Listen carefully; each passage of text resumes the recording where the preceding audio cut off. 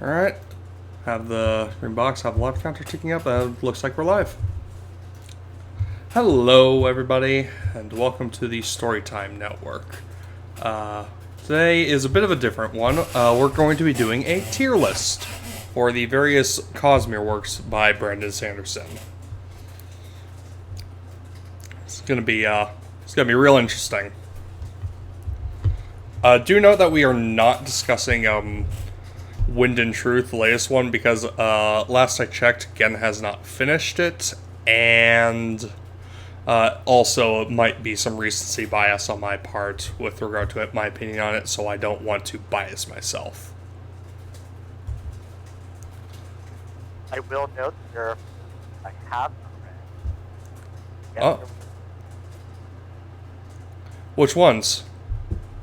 The Shadow,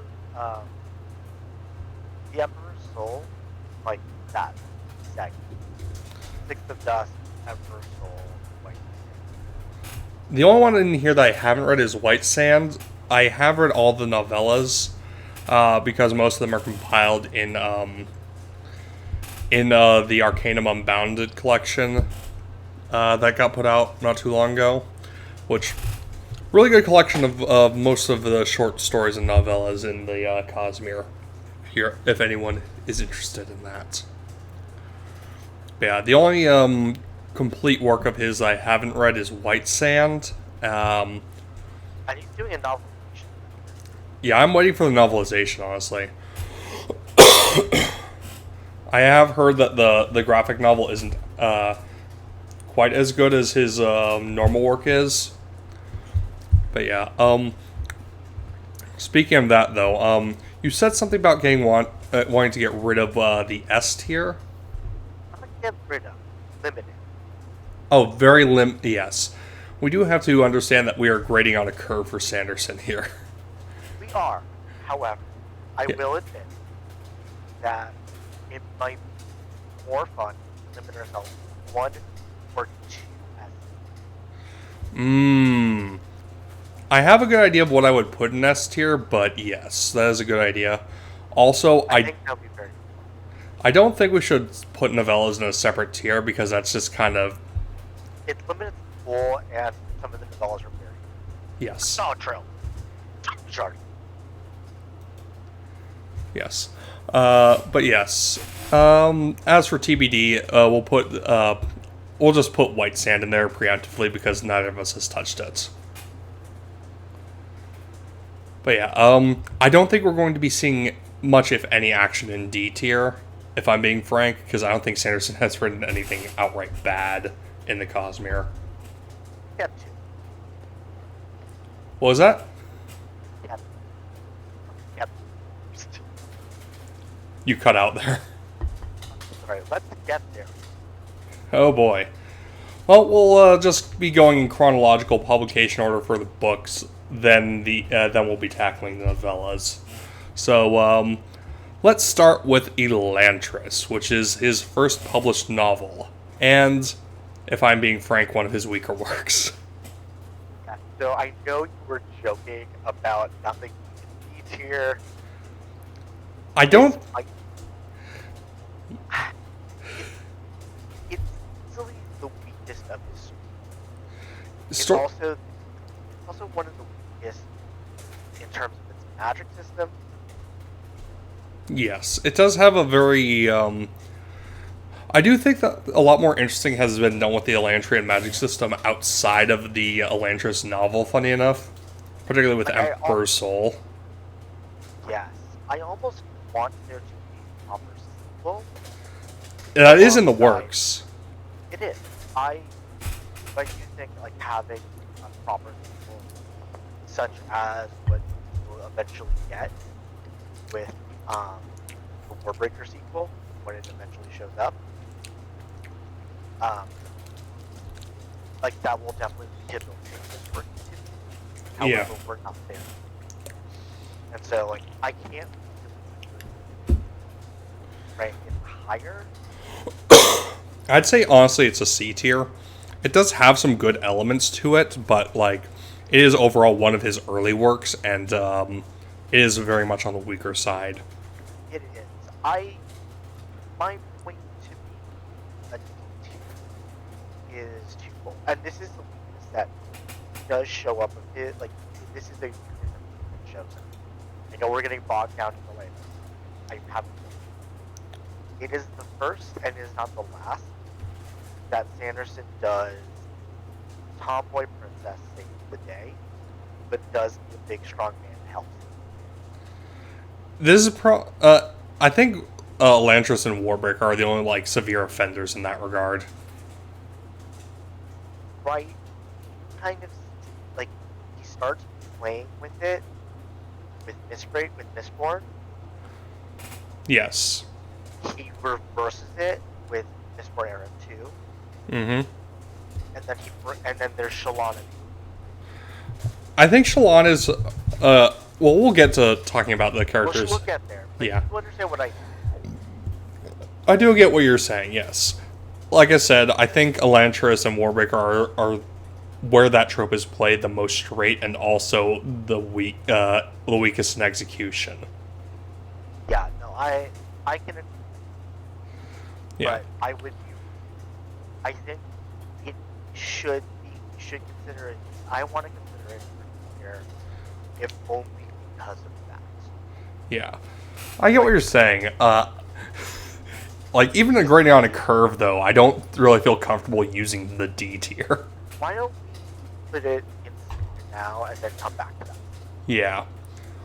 Because there might be other things that I want to put that like will change how I feel about it. Yes.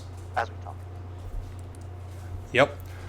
But going from one of his weakest works to one of his best, it's Mistborn. Particularly The Final Empire is one of the best books. Is that when I could have sworn Warbreaker comes out before that. No, Warbreaker was after the original trilogy of Mistborn. Wild. Oh, Yeah. wow. I get the impression, like, Mistborn Era 1 was written all in one go, from what I recall, and then just published sequentially. I think he might have written the initial drafts for Warbreaker first, then, like, felt unsatisfied with it and worked on Mistborn before coming back to it. That's my theory on it, because Warbreaker has a lot more of his, the hallmarks from Elantris than, from his, improvements in Mistborn. Because Mistborn is a really good book, and a really good series. Sucker, and this will become a very apparent thing. I am a sucker for a good heist. And that is what It's a heist. it is a really good heist. Like, you don't see a lot of good heists in fantasy, mostly because, like, They're hard to do. And yeah. like the best one is the Lies of Flora by Scott Lynch. Yeah, but that one's also very low fantasy. This is a bit higher on the fantasy spectrum. Right. And it plays to Sanderson's strength so much because like the best part about a heist is, and like this is true for mystery novels as well, like heists define exactly how like what are the rules of engagement for a character? What are they good at? The two, yeah, I'd say the two big defining things in a heist are what the obstacles are and what the tools the protagonist and co have to work with. Right, and Sanderson's very good at a magic system where everything is magic A is magic A. That is not for everyone, but it works well in the heist. Mm-hmm. I'm honestly shocked he hasn't done it. I mean, he's done similar stuff in, like, doing, like, spy shit in both Mistborn Era 2 and Stormlight, but Right. that's the closest he's gotten. This feels like he could have, like, this is a road not. You know what I mean? Yes. I will say, like, out of all the Mistborn books, at least Era 1, I think the first one is the strongest. Yes, I I 100%. I would nominate this for S tier just because it is a favorite, but I also haven't read it in a while, so I can't say I'm unbiased on it. Well, so A tier for now, at least. here for now, but also while I like Finn and Kelsier were okay, I do think that villain, like, get more of the Lord on. I don't, but the Lord Ruler is such a nebulous threat in this book, and the stakes aren't super big. You know what I mean? Yeah, I can see what you're saying. So like it drops in that regard from it. Because like the best part about Ocean's 11, one of the good parts of Ocean's 11, one of the 12, and 13 is the like the personal stake for Ocean and the Bill. Yes. That is the thing, like, the Lord Ruler doesn't get a lot of definition until, like, the back third of the book. And like you only get more in like the later era stuff. Yeah. And so it does get this first. As I said, Sanderson wrote the entirety of Mistborn Era 1 all in one go. And it does show with how well everything connects, but it also does mean that each individual entry isn't as strong as the sum of the whole thing. Which is the mark of good continuity across the series, but still. I do think Mistborn Era 1 as a whole is very good. I will stand by my assertion that the first Mistborn book is the best of Era 1. yeah, I think we'll get. Yeah. As for the rest of Mistborn Era 1, I think the Well of Ascension is probably the weakest of the three. Interesting. I like Hero of Ages because it feels like a proper culmination of everything. That's fair. Yeah. And Well of Ascension feels a lot more meandering at points because it is like Act 2 and a lot more nebulous after, as nebulous as Lord Ruler was, he was still a very firm threat and had a very strong presence. Whereas the main threats of Well of Ascension doesn't really become apparent until the end. Like, most of the actual, like, villainous drivers of the plots aren't really very... Darren's dad, right? Yeah, and he's not very... He's kind of underwhelming compared to the Lord Ruler. I mean, everyone, right? So, like, for things, I actually prefer LOL Ascension because I don't like You don't like who now? Zane. Oh yeah, Zane sucks. I like Zane is the reason I stopped reading well Hero. Hero of Ages. Zane dies in Well of Ascension. Oh, he does? Yeah, I am. Oh my god! Did it? I didn't. Yeah, same. But yeah, no, Zane dies in Well of Ascension. He's basically the heavy of the book. Him and Straff are basically the heavy of the book, even with Ruin as like the overarching villain. But Ruin doesn't become an apparent villain until like the very end of Well of Ascension, which ties in with the villain problem I mentioned earlier. So I do think that Well of Ascension is the most unfocused of the three, even if it does have some really good moments in it. Especially shit like Vin just straight up chopping a Colossus army to bits with a fucking broadsword. I think my favorite is this. I think it's like the scene where she kills Zane, like she kills the dad. Oh, Straff? Yeah. Yeah, like that happens in Hero. Like, I feel like it happens. No, she also bisects Straff in Well of Ascension. Oh, what the fuck? Yeah, no, she just yeets in and uses like the momentum with a giant ass broadsword to cut him and his horse in half. Huh. Completely missed, like, this book has led into Hero of Ages, apparently. There is a reason I'm saying Well of Ascension is the weakest book.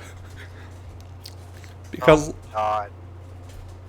I still think it's a solid B tier. Like, I can agree with that. But it's very funny that, like, you're telling me. I'm like, what? Like, what? we both read it a while ago, but I do remember, like, where most of the stuff takes place. God, I feel so silly. Yeah, no, that makes total sense. 100%. Yeah. That. Yeah, Hero of Ages, on the other hand, I think is a really good culmination of the series. Because it also is like, we had Sanderlanches in Elantris and Mistborn and Well of Ascension. This is like the mother of all Sanderlanches up to this point. I can. Like, this is where Sanderson took Sanderlanches to a fucking art form. It's not his best Sanderlanche, mind you. That would there are a few others that we can discuss later down the line that are stronger contenders. There's one that I know of that I am Yes. going to be real hard for. Mm-hmm. I think I know which one I'm talking. There are a couple I can think of. Still, Hero of Ages is really good. And I think it's a step up from Well of Ascension. I do agree, though, that Final Empire is still the best of the Mistborn books. And Hero of Ages does lack some of the elements that made the first book compelling. I think part of it becomes too much. It's the scale. Well of Ascension and Hero of Ages both alter, right? Because they're too big to scale, and they become more like traditional fantasy than like. Yeah. I think Sanderson didn't really get a handle on this until Stormlight, and even then he had trouble with it in Stormlight. Yes. But yeah, whilst Hero of Ages is a bit weaker than Well of Ascension, I do think it is closer in quality to the Final Empire in quality, you know?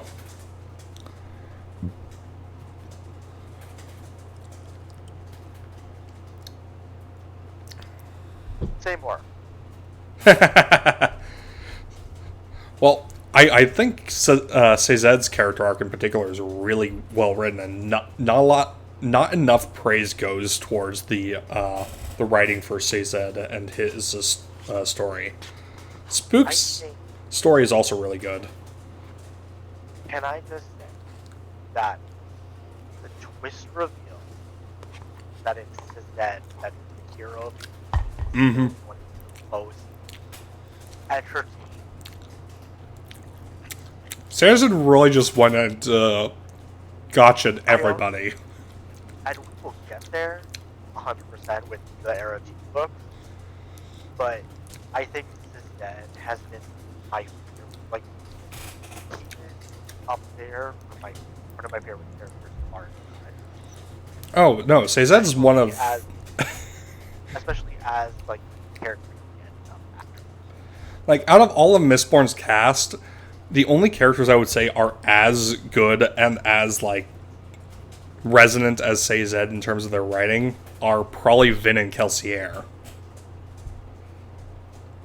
And, like, those three are probably the strongest written characters in the Mistborn series. At least the first trilogy.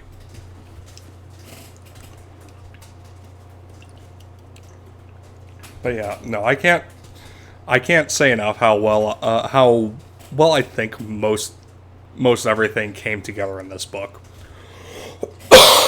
Even if it did get ahead of itself at times with being a bit too sprawling here and there.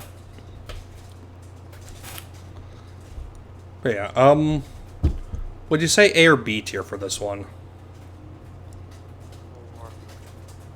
Hero of Ages? For Hero Ages, yeah. Let's go with E, just because I think to make it easier. Yeah. I can agree with that.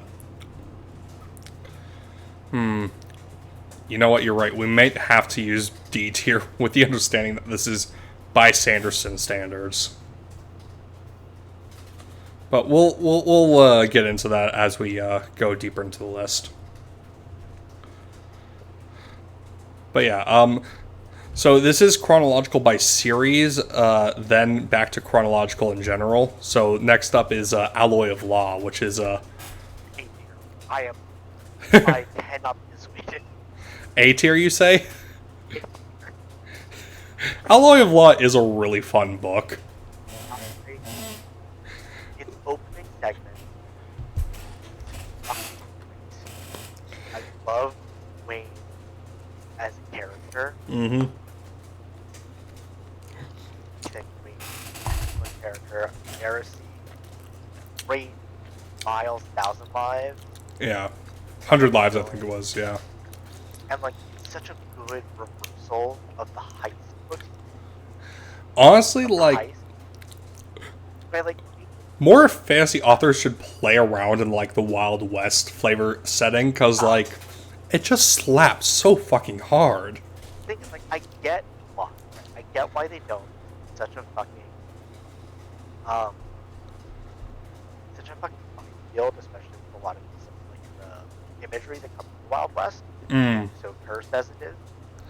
Yeah, I think Sanderson does a good job of sidestepping that, because he, actually uses a constructed world for it. Right.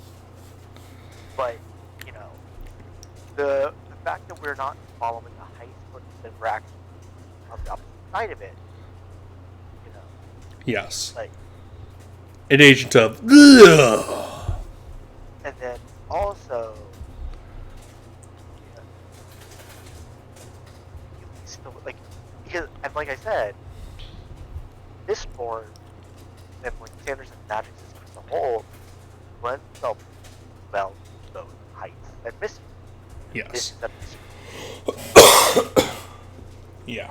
No, it's absolutely... And I will say this. The way they beat Miles, Mm-hmm. Very clever. It's very clever. and like Miles is such a good. He works really well as a foil to both of the main duo as well. To both the Wax and Wayne. Power-wise to Wayne, and then like personality-wise to Wax. Yes, exactly.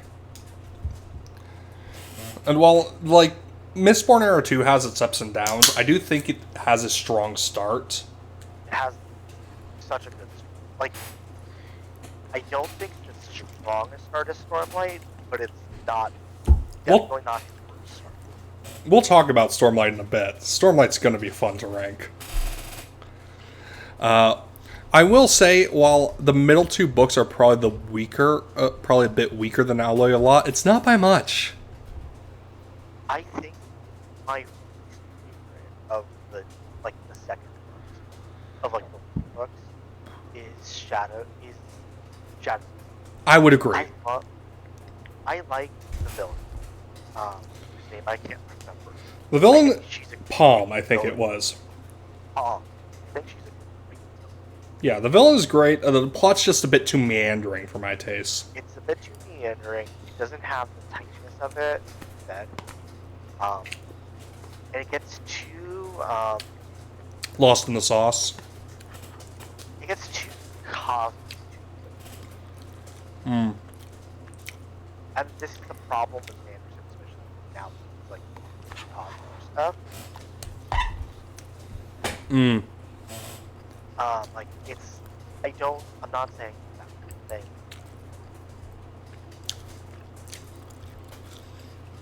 Yeah.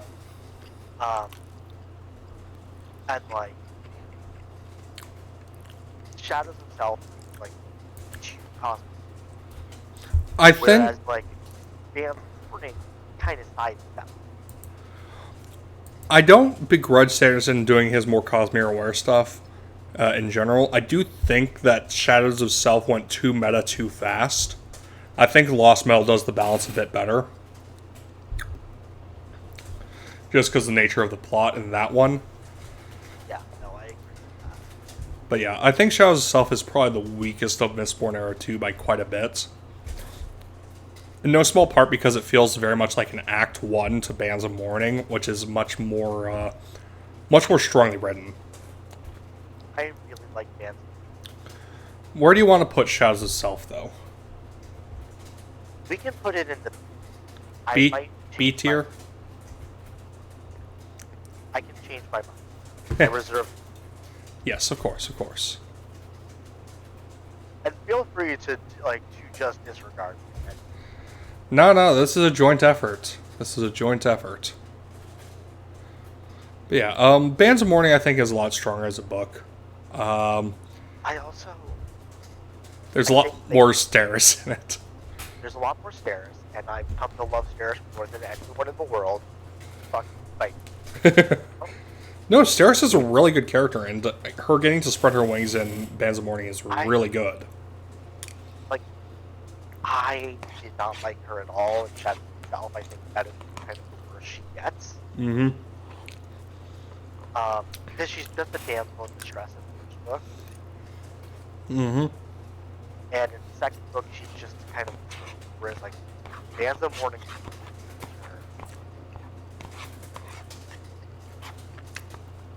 It lends her a lot of depth and growth. At the expense of Mercy, I feel, but I can.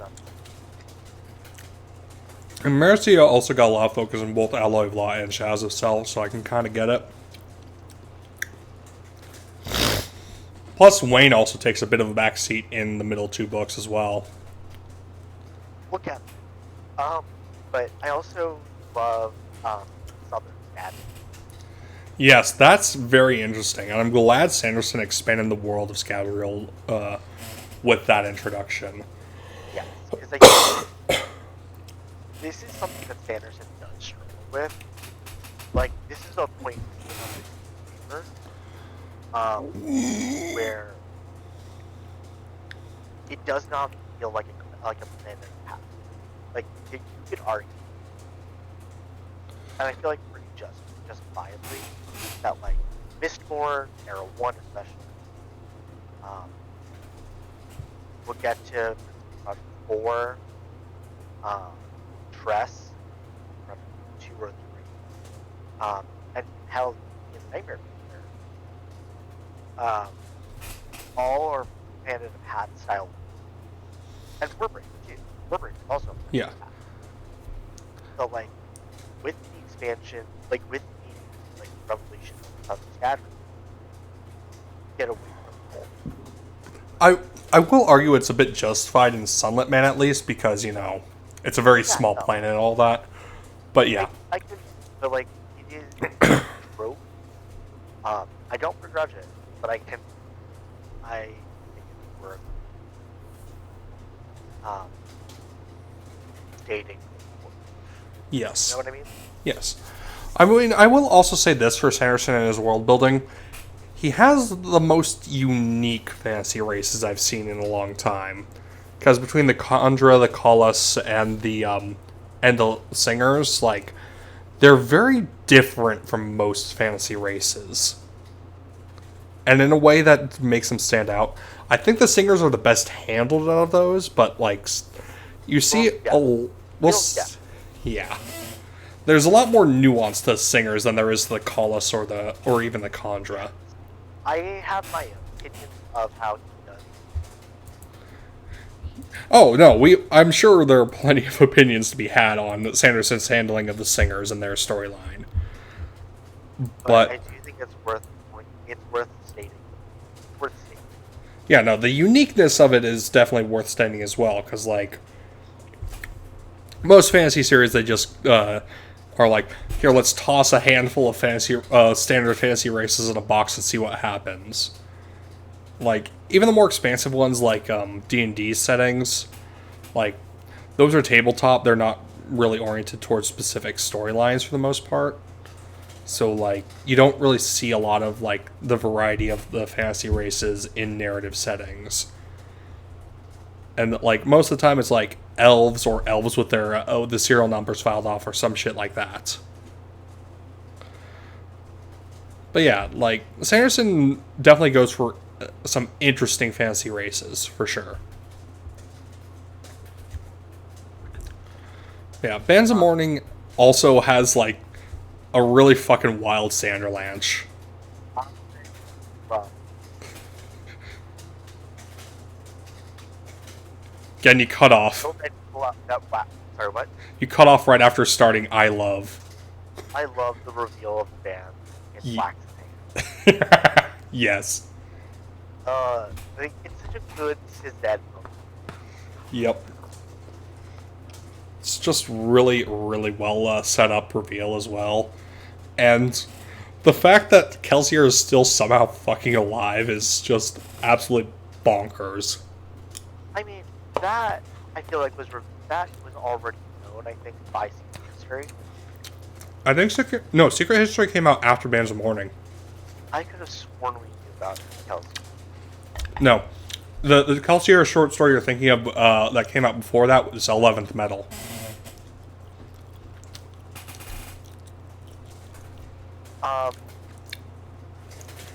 Again, I also feel the thing that like everyone's in everyone's in like top form. Yeah. Mercy is the weakest because she gets turned into like a princess type. It's not too severe in Bands of Morning, fortunately. It's really bad in Lost Metal. I think Mercy does fine in Lost Metal compared to Bands of Morning, especially Shadows of Self. But we'll get there in a second. Also, Wayne absolutely losing his shit when he thinks Wax died was pretty good. So good. So Yeah. Overall, just really strong character work in Bands of Morning. I do think this merits an A tier. I think Dan's work. And now for the Lost Metal, the stunning conclusion to Mistborn Era 2. Wade, my sweet, sweet baby boy. Wayne, my sweet baby boy. It was May such a flights good of angels lay thee to thy rest. Yeah, no, Wayne gets a great send-off. I fucking love his posthumous jokes, too. Wayne saved this movie.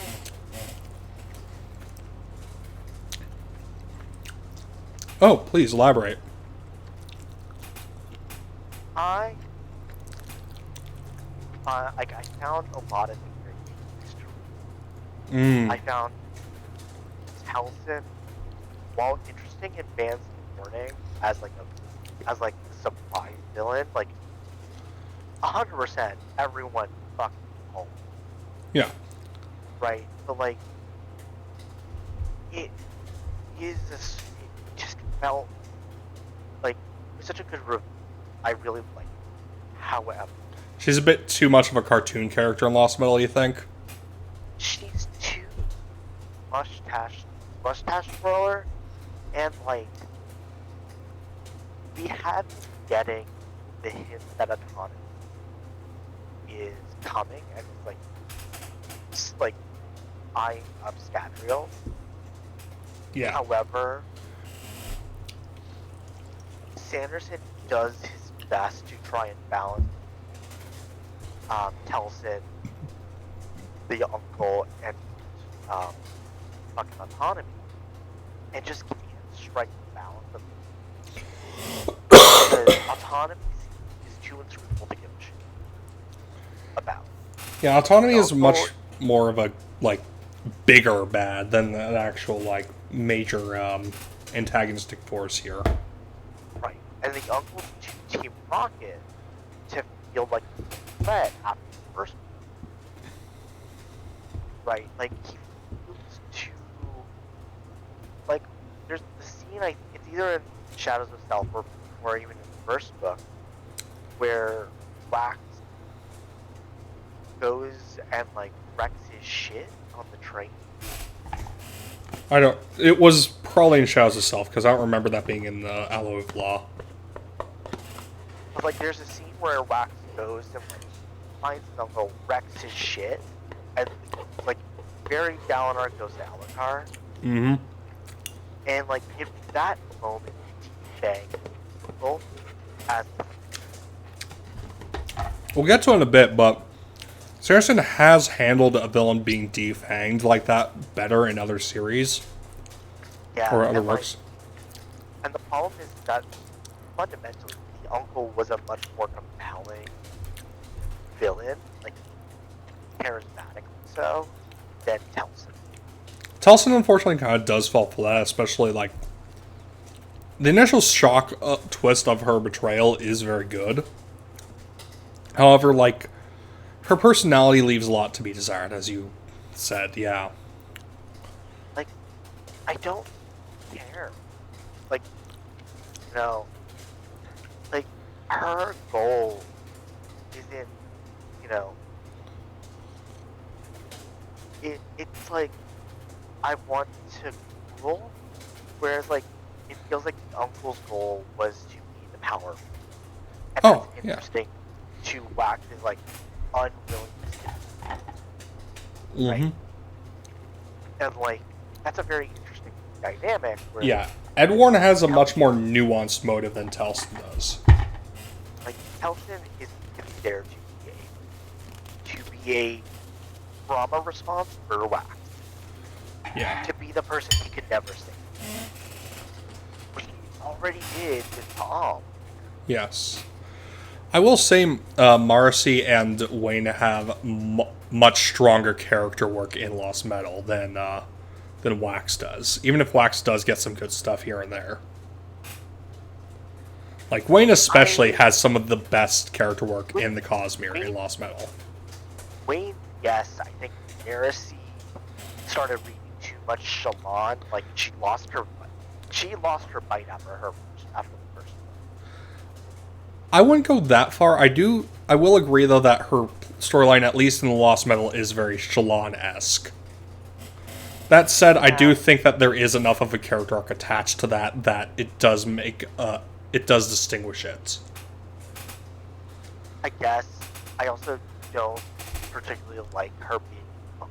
I don't like that part. Just Marcy in general being in the book?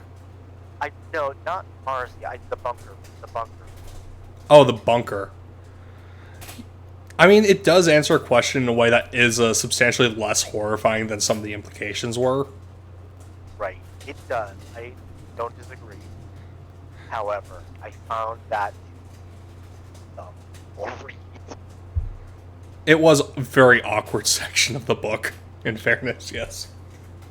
I really did try, but like... Yeah.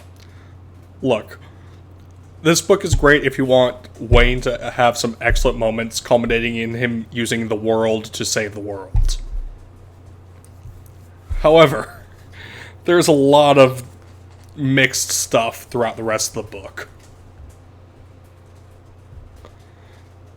So overall, I would say it's a B tier, probably. I would say, yeah. Yeah. The highs of Wayne don't really make up for the lows of a lot of the other stuff. If the Wayne bit wasn't as good as it was, I would honestly... It would be the weakest of Era 2, yeah. I would honestly put it in maybe. D is a bit harsh in my opinion, but C I can understand. But yes. Now let's move on to probably the weakest of the remaining entries. Warbreaker. Oh, Warbreaker. For the positives, I will say this. I fucking love Lightsong. He's great. His storyline is pretty fun. I like Lightsong. We get Nightblood. Nightblood is great. I do think Vivenna's storyline is pretty compelling. Just gets very, very, very depressing at points. I also think Warbreaker is like it's like a very interesting twist on what Sanderson did in interest. Mm-hmm. With the princess storyline. However, I think it is hampered again by the fact that it's abstract to really understand what it's doing. Yeah, breaths are like probably the I don't want to say weakest magic system, but probably the least intuitive magic system. There's a reason why, like, it does, and we'll get to this one, like, or, why it feels like breath is now standard. It's like, not a crutch that's harsh, but, like, it's more,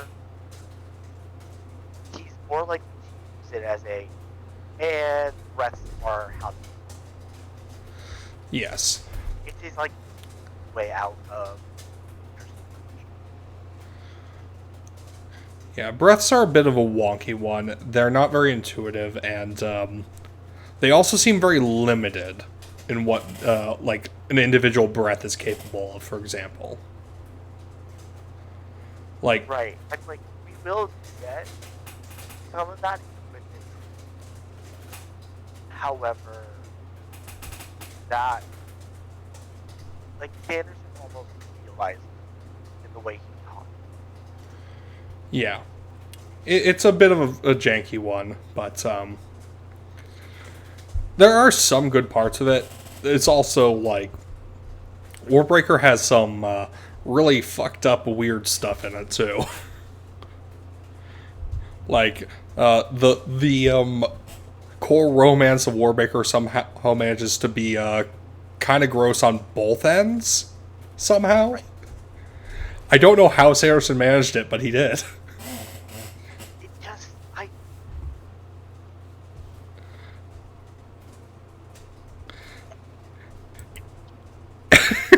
You need a moment to process, Ken?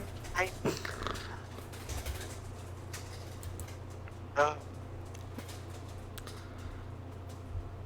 You good? yeah, no, yeah, what's her name? Suri? Siri, yeah. Gary, that's the thing, right? Siri and Susubron have a very weird-ass relationship.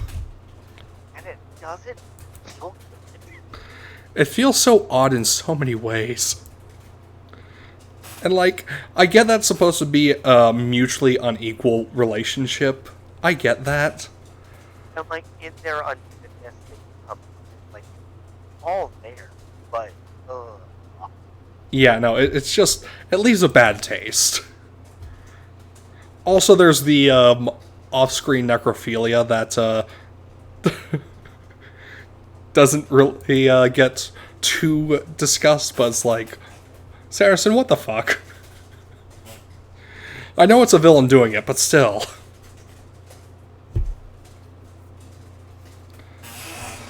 Like, what the hell, Sanderson? Why? Yeah, one other positive I will say, the twist villain was definitely a surprise. Like, you expect it to be one twist villain, but it's actually a different twist villain entirely. yeah. It's a good twist film. I didn't quite see coming. I do like the reveal of the two traveling companions that Ravenna has. Yeah. Like, it feels like you've watched Home Alone, right? Yes, I've seen Home Alone.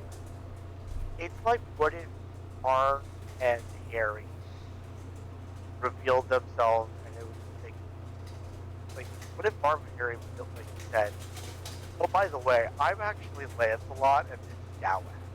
Right? Yes. Like, that energy, and I'm What the fuck? Yeah. Yeah, no. like, Denth is a very interesting reveal, and so is the Blue Fingers reveal. Also, fucking Vasher is a very interesting character, to say the least. like, What was that? like in or Mike. I am sorry I did not catch a word of that. I really liked him. Or He's great in Stormlight. He is very enigmatic in Warbreaker. Yes, and that is again right. Yeah. Like I said, there is a reason I think that Warbreaker is probably something Sanderson drafted before actually writing Mistborn Era 1. Because it has a lot of the hallmarks of the early writing weakness he showed in Elantris. Right. I actually just got in the Words of Radiance Underbound, and I have been one of the things that is Dragonsteel Prime. Ooh, I still have to read that. I am actually curious how that, like, where that, like, holds up. I'm very curious as to how Dragonsteel Prime looks, especially with him planning on, like, putting out his actual finalized Dragonsteel book either after or during Stormlight Part 2. Probably going to come out after Stormlight, during Stormlight. Yeah. Yeah. I think it goes without saying that Warbreaker is pretty easily in C tier, if not D tier. I would argue there's one other book that I would argue. One other book that you'd argue what now? No, I would argue. I'm sorry again, you keep cutting out. Oh my god. One other book that I could argue. Is D? Yes. Another, not Warbreaker. Okay, interesting. Well, the next book we're going to be discussing is definitely not a D tier book. No. I would argue that The Way of Kings might be the single best book that Sanderson has ever written. It's definitely a contender. It's definitely a contender. I'll give you. I think there. I'm just gonna say it. Oathbringer is my other. Yes. No, I honestly, the first 3 Stormlight novels are all very strong contenders for best Sanderson book. I just think The Way of Kings is the tightest plotted out of all the Stormlight books. That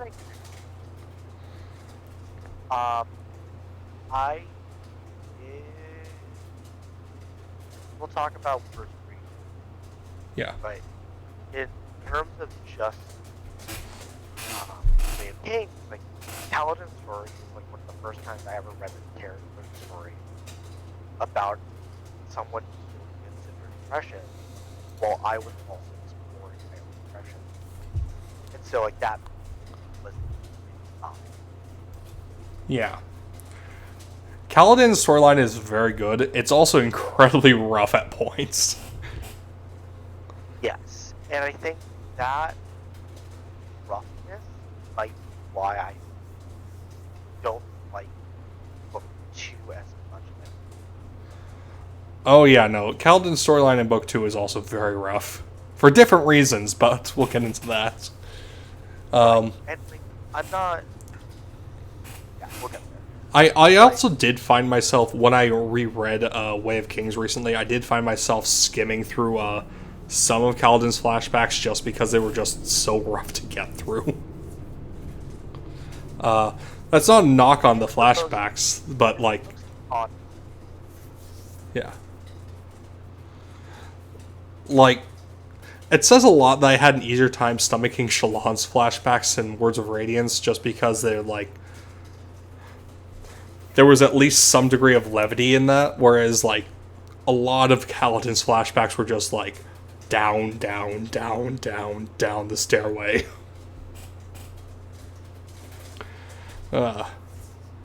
Still really good, mind. But I don't... The honor is dead, but I can... Oh yeah, that's Words of Radiance, but yeah, no. Really fucking good line. Paladin, building Bridge 4, and then, like, the final push to the cat. The final push to the tower. Yes, And no. then It's really good. also, very clearly, what is the worth of human life? what is the worth of a shard blade? Both are priceless. Well, I think trade it's one a fair shard. trade. Yeah, I think the exact quote was, "What is the worth of a human life? A life is priceless." Funny enough, that's what many men say as the price of a single shard blade. And I just traded one of these for over 2,000 lives. I call that a bargain. That was like the moment I was like, oh, Dalinar cooking. Dalinar cooking. Not gonna lie, Dalinar has some of the best fucking lines in the series. But a lot of them are in Way of Kings. Look, if we ever did wind up doing a Cosmere character tier list, which would be difficult to do because of how big it would be, it would come as no surprise to anyone that Dalinar would be an S tier for basically any of us. Yeah, I love Dalinar. He's a war criminal. Exactly. Hey, no war criminal has a better storm wagon than Dalinar. No. God, we're so fun. We've been spending too much time on r/creme posting. Yep. God. Yeah. Also, like, in retrospect, the audacity of Shallan's storyline in Way of Kings is hilarious. Oh, so good. It's so funny. She's such a fucking dumbass. She like meanders her way into. Oh. I will say, it is a little painful for interaction with Capsule. Oh, yeah. No, in retrospect, absolutely. It's like, oh, Shallan, baby, no, what are you doing? But like, also, it feels. I understand. I Yes. just don't like it. Look, she's a sheltered kid experiencing her first time out in the world, quote unquote. Like, I'm not gonna deny that. yeah, no, no, Shallan's storyline is really fun in Way of Kings. And it definitely serves as a nice breath of nowhere near as depressing as Kaladin's storyline. Kaladin's storyline is extremely good, but holy shit is it bleak at points. Yeah, and like, Moash becoming fuck Moash here. Like, this is the start of the fuck Moash trade. It doesn't really start in earnest until Words of Radiance, I think. In No, Way, like, Way of Kings, we're- he's mostly pretty understandable. But we're still in Way of Kings. Okay. Yeah. No, Yeah, no, like, Moash doesn't actually start fucking up in earnest until Words of Radiance. But we'll get to there in a second. But, can we agree on Way of Kings being S tier?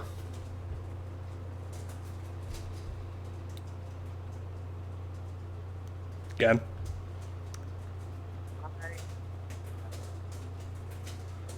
You're coming through real quiet, dude.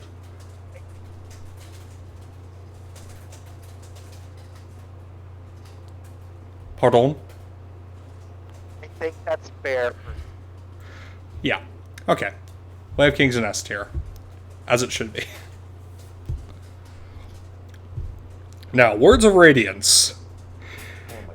This is where I lose the most. This is the Moash plot to me that loses me.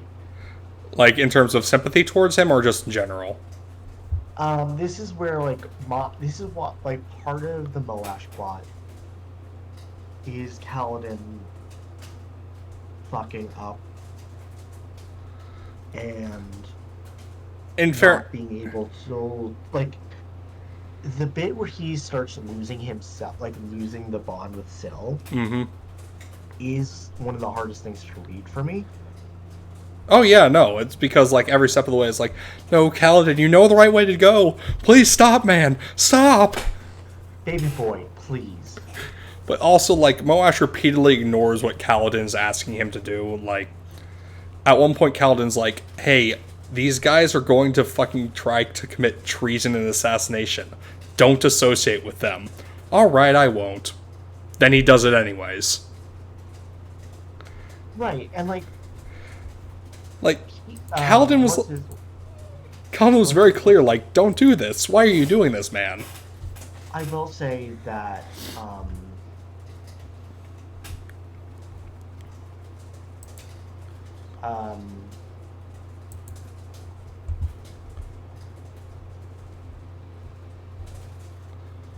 I will say that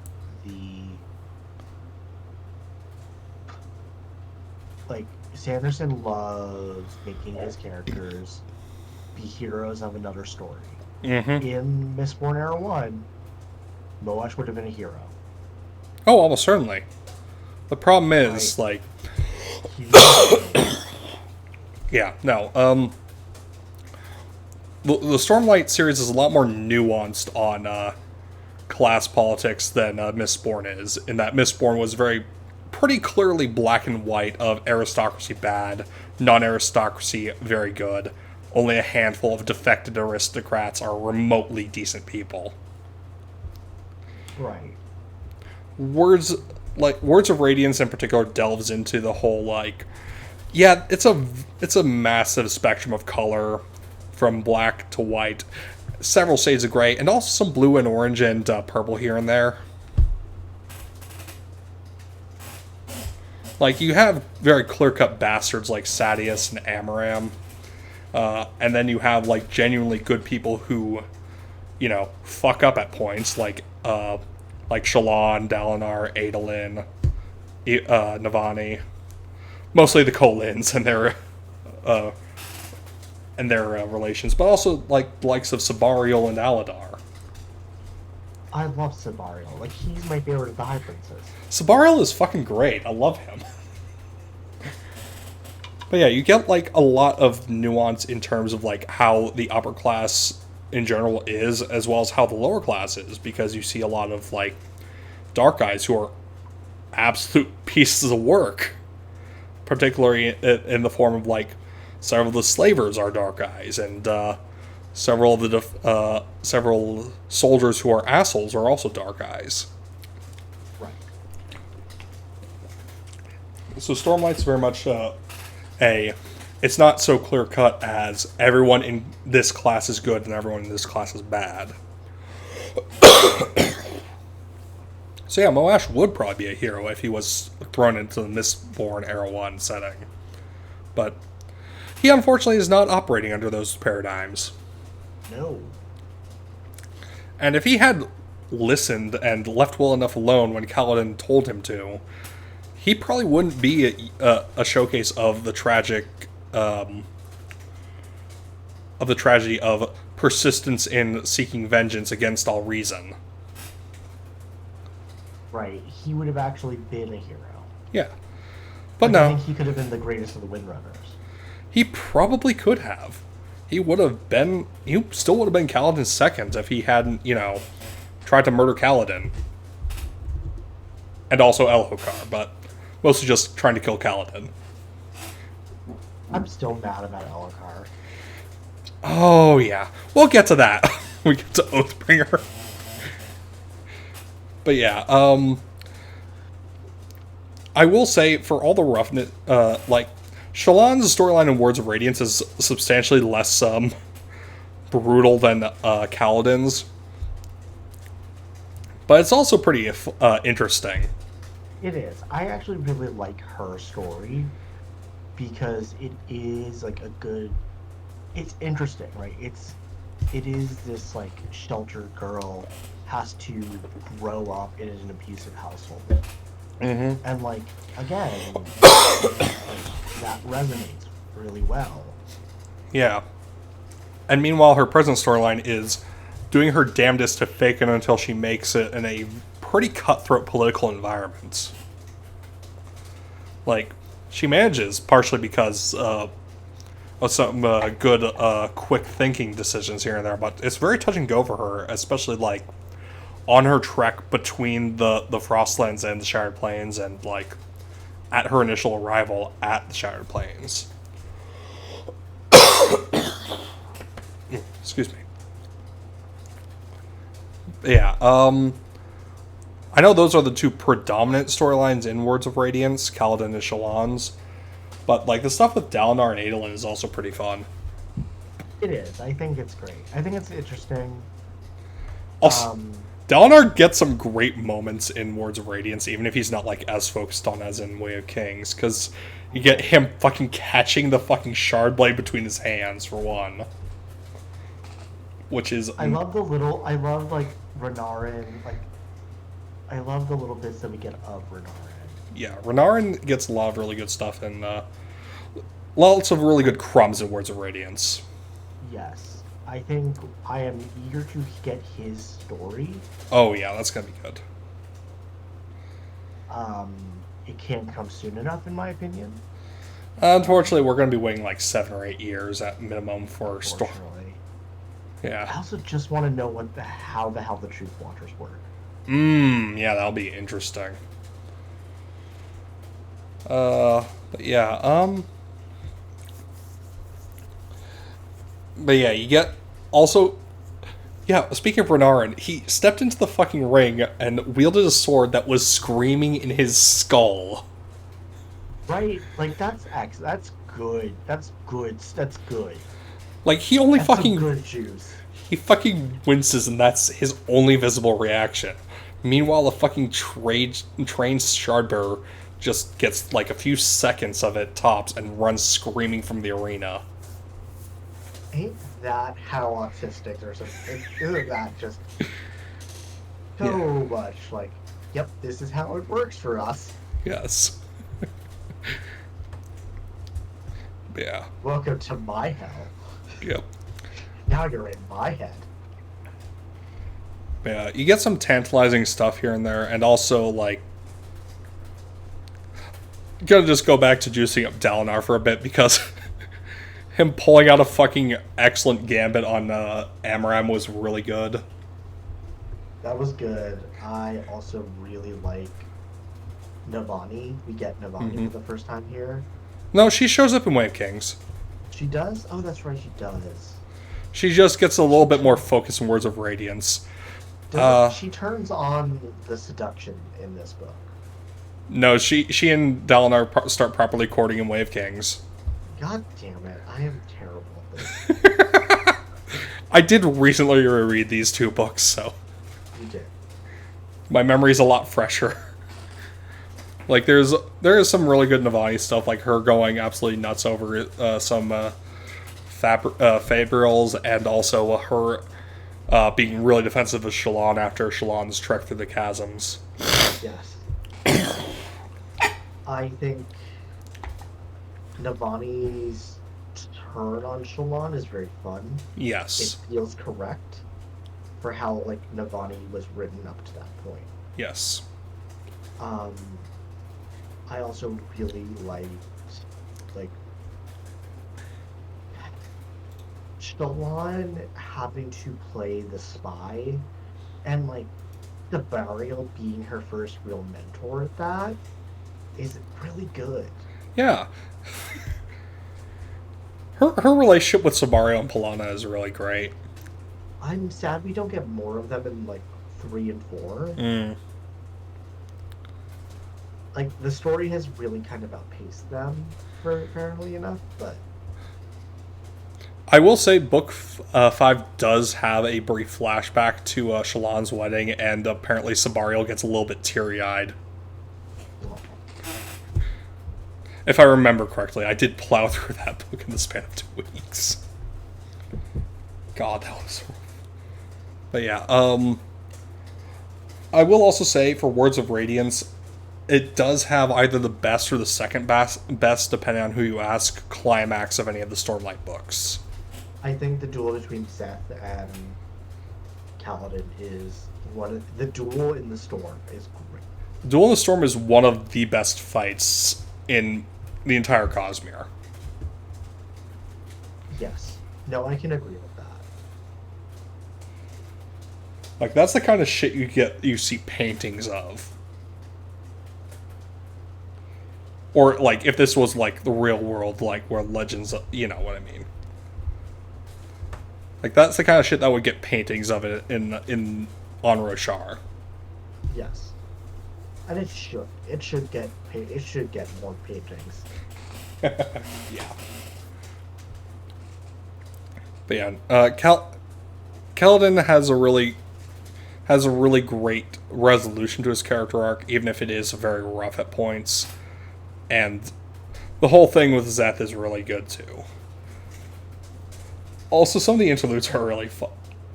We never talk about the Stormlight interludes, but the interludes are consistently very fun. Like, Lift's introduction is in one of the interludes in Words of Radiance. And Yes. actually, it is the longest interlude in the series up to that point. We also get introduced to Nail, I believe. Yes. Yes, we do. It's actually in one of the interludes before Lifts, where we're introduced to him murdering a cobbler. Yes. I mourn that cobbler constantly. That poor, poor, sweet old man. He did not deserve what he got. No. I Not, also want to know so much more about his faith. it is very interesting, yes. There's just a lot of really interesting stuff introduced in the interludes that's just, like, helps to build out the world immensely. Like, you have the interlude in the Pure Lake in Way of Kings, which is really fun. It's just like... Right. Or you get the one with the Ardents in the monastery, experimenting with Spren in Words of Radiance, which is really neat. Right. Yeah, Sanderson does a lot of really good world building with those interludes. What's his name? Asix? Axes. Axes, yes. Axes is fun. I love him. I want a whole novella. Honestly, if Sanderson hadn't already promised that novella 1.5 would be about Lopen, I would have said, like, please make novella 1.5 about Axes. Right. I want to know what the fuck his deal is. So bad. Honestly, Sanderson might be saving that for the back half. He just seems so cool. I love the idea of someone who's just a spread collector. Yes. No. Axes is great. We can actually talk about him and the other Amiens a bit more when we get to Edge Dancer, but where would you want to put Words of Radiance? We could put it in. My personal vibe is like B tier, but that's because it's one of the harder ones for me to read. I want to say it's at least A tier, just in terms of quality. Okay, I will have a more controversial opinion later. Oh boy. But yes, Edge Dancer, the Lift novella.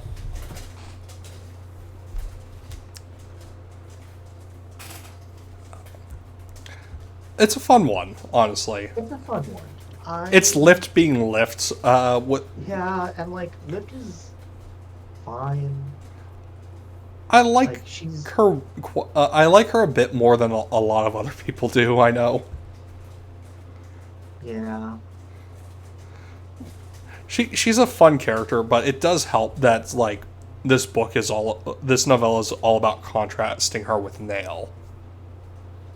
Yes. And I think that gives Nail a lot more to play with. But it does. Yeah, I don't know. It does also introduce us properly to Dacian Amiens in the form of Arklow. Yeah, that's true. Who, gotta say, the reveal of what his deal is fucking creepy as hell. It's a good reveal, not gonna lie, but still. The fact that the dude just fucking bodies two Radiants and pops up out of the lightning and darkness is pretty fucking great establishing moment.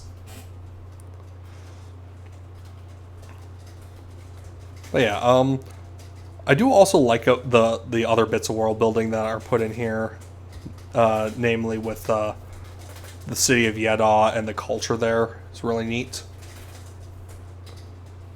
And you get fun bits like Lift moaning over the fact that there are 9, not 10 varieties of pancakes. Yeah, yeah. And her bossing around the scribes is also very fun.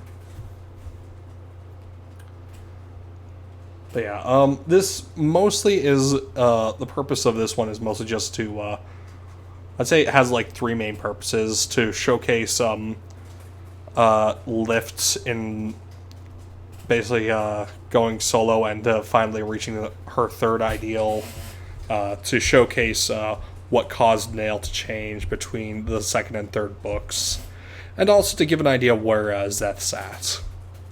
Yes. Yeah. Honestly, if Stormlight does ever wind up getting adapted, I could honestly see Edge Dancer getting folded into the adaptation of Oathbringer. Yeah. It would fit pretty cleanly along with the first third-ish of the book.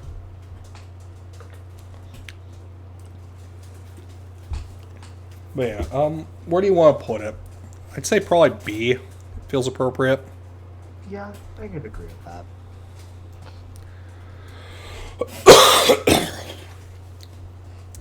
Alright, again, time for you to gush about Oathbringer.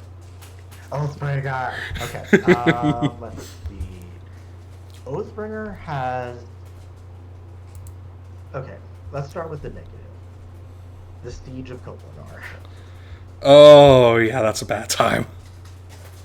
Like, and not even just because it is a bad time, but it's just fucking frustrating. It's long, it's frustrating, it's dragged out, and the culmination is both depressing and very unsatisfying. Right. I can understand why it needs to happen the way it does. Yes. However, I don't particularly like it. I don't like Shalon's bit in it. I think that's weak. What, her Robin Hooding about? Yeah, like it feels like it goes nowhere. Yeah. And like also it kind of just feels cruel for the sake of it. Yeah, Elhokar's death in particular just feels like a punch to the fucking gut. Like not even that, but like death, like you know, the gut punch of Shalon's actions not even Helping. helping and actually hurting makes it so much harder to feel like it just feels cruel truly for the sake of it. I will I don't know, it just frustrates me to no end. I will say, when I was on my initial read of it, I believe it was this section that made me kind of take a pause from reading it for a while. I don't think you can really blame me for it. No, I don't, because it is just such a game. It's just such a story. Yeah. It's a bad time. And well, I do applaud Sanderson for the ballsiness of, killing off Elhokar mid-ideal swearing. It's still a fucking punch to the nards. It is. I do love his... we'll get to it with Yumi and the Nightmare Painter, Tress, and... Yumi and Tress, but I love the spread that they make, though. Yes. Yes. Yes, but yeah, I do think that's probably the hardest section of the book in general. Like the Shadesmar section isn't the best, but it's still a lot stronger than another Shadesmar section. Oh God, we'll get to that. But yes, It is helped by it being much more frantic and brief, and also I like also like because this is like the real first time we get to see Shadesmar culture yes, in an interesting way, and a way that like actually is really cool. yes, Um, I find it fascinating. I love the Spren culture. It's very cool. Um, I love Ravenna. yes. Vivenna is really good in this book. I know Vasher has some really good stuff in Words of Radiance and the other Stormlight books as well. But Vivenna is really great in this one. I wish we got to see more of her. I do too. And like it almost makes Warbreaker harder to read because I know what these characters are like and can be. Yes. I do get the feeling that Nightblood, the second Warbreaker book, is going to be a lot stronger of a book with this I all hope in so. mind. It's probably going to be a case of how we got here for the most part, but still. Right.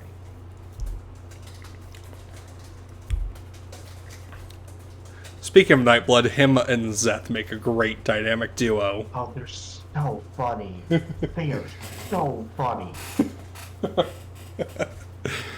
Oh, God. And like Seth as a whole in this book is also very good. Is also fun because we get to see the broken mind heal itself, Just a little teensy bit, yeah.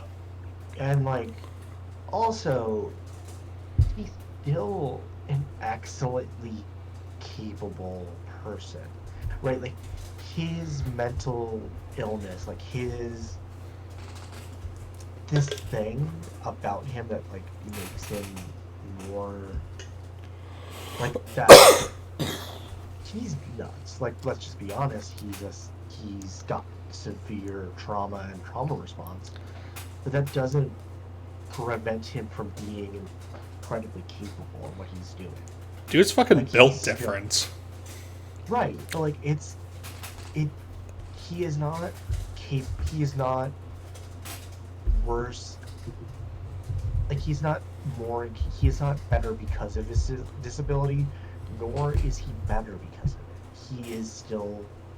He is good, and he is disabled. Hmm.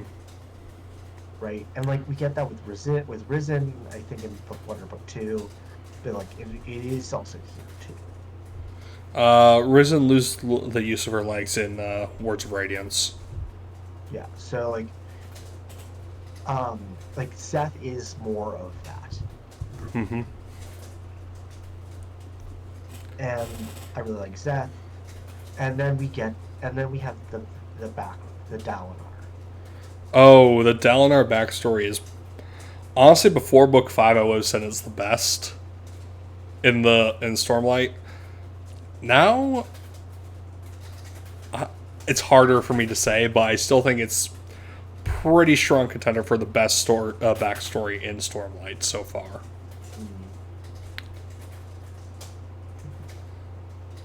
It's just I'm curious. I'll be curious to get to it when I get to it. How far are you in Wind and Truth again? I haven't gone much further. Fair enough.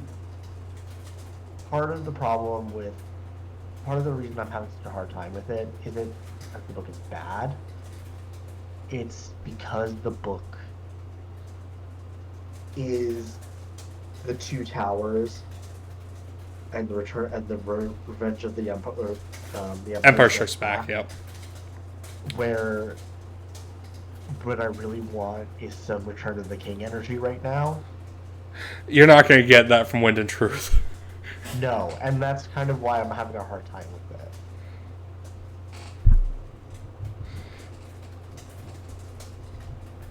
But yeah, But let's stop beating around the bush. My man Dalinar. Dalinar the goat. Fucking Chad coming in, like varying saying "fuck you" to the priesthood and getting married by God, bullying God to To into officiate. marrying him. Yeah. So funny. And then you have the reveal of like what happened to Evie, why he did that.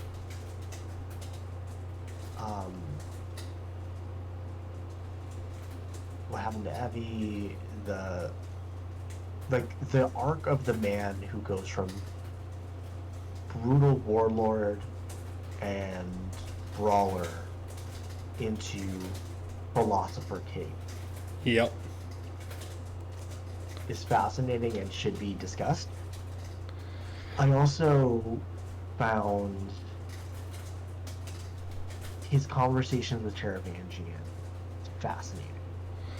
Oh, yes. And like, not to get too personal, but like, there is this moment of Dalinar questioning if he's good enough, if he's right. Like, there's that bit where he realizes what he's done, and he's struggling to determine if he's a good person, if he's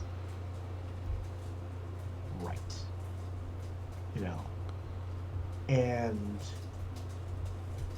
as a person who like started off as a very not great person when I was younger, and slowly learning and like realizing my mistakes, and then ultimately ending up in the hospital, like hearing Dalinar go, it's not the first step, it's not the last, always the next step, will always hit home in a way that nothing else in fiction has been able to. It's just such a good fucking line. It's such a good line, it's a good sentiment in, especially in a moment where like, you know, we were mid-Trump era at the time when that came out, you know? Yeah. And it hit in a way that like I can't begin to describe. Mm-hmm.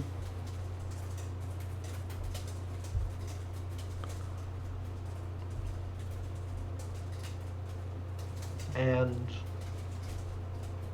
like fundamentally that is what sets the Teravangian like Dalinar relationship so strongly, is this kind of conversation about their beliefs and like why it is a reason, like why it makes sense that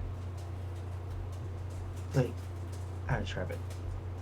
Dalinar and Teravangian both are excellent options for both honor and odium. Mm-hmm. Right? They are both excellent picks to be either shard.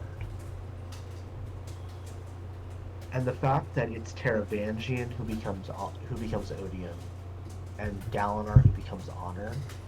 Mm-hmm. We'll get a little bit into that when we talk about rhythm. Right, but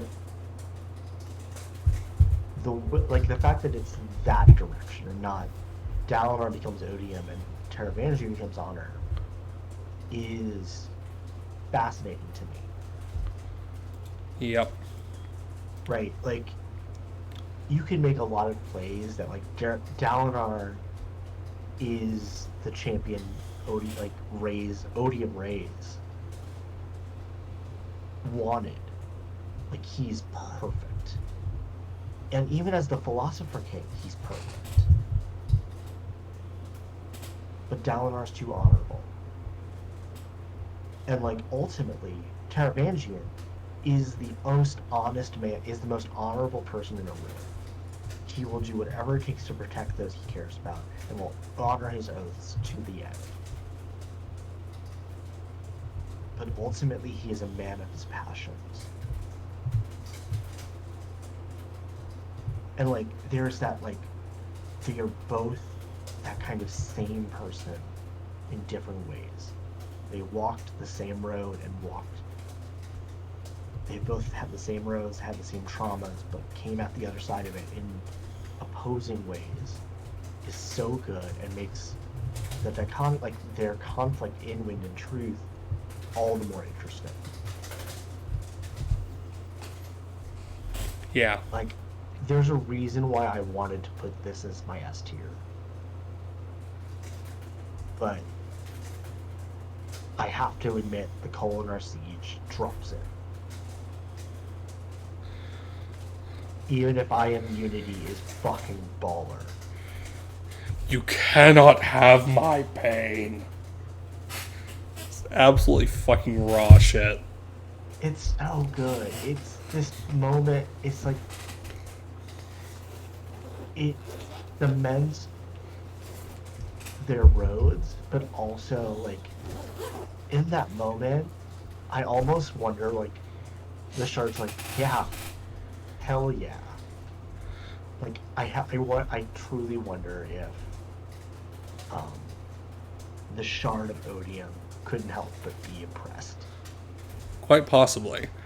I will also say the climax of Oathbringer is fucking excellent. Like, just The superb. Paladin Amaram fight, 10 Spears went to battle. The one that did not break is not necessarily the strongest. Oh, you're saying the fight wasn't the strongest? No, the 10 Spears that go into battle Yeah. argument that the two of them have. Yeah. It's a very fun little back and forth there. And like, I really like that, just showing up and everyone being real confused. Like, what? But okay, I guess.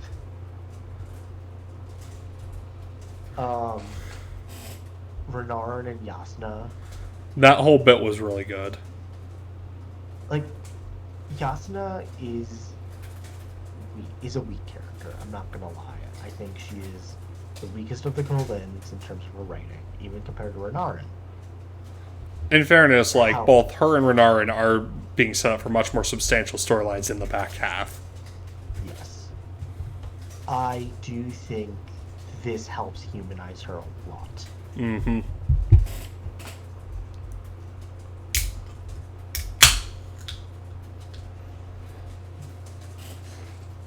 Yeah, what else is there to say about this book? Oh, yes. The fucking bit with, Dalinar and Lift being the only two Radiants in the room for a while. Just really fun. So funny.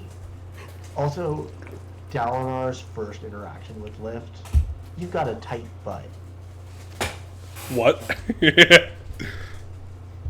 I don't trust old men with tight butts. Like, wow.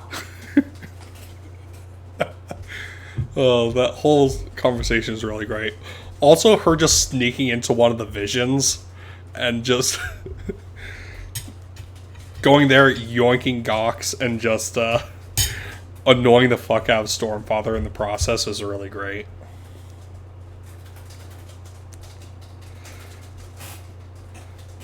Yeah, now that's really fun. Excuse me. Now, the whole Battle of Thalen field sequence is pretty good. And Dalinar's storyline is very strong throughout. But yeah, the Siege of Kholinar in particular stands out as a pretty glaring weak point in an otherwise largely good book. Right. I think it's definitely the weaker. It definitely makes it harder. Yeah. I would say it's still A tier, but like, yeah.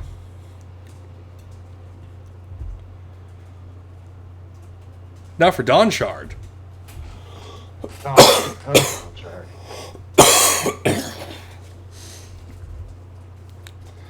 Okay, one thing I didn't mention in Oathbringer is, like, fucking Lopen accidentally swearing the second ideal and Storm. Oh, so funny. So funny.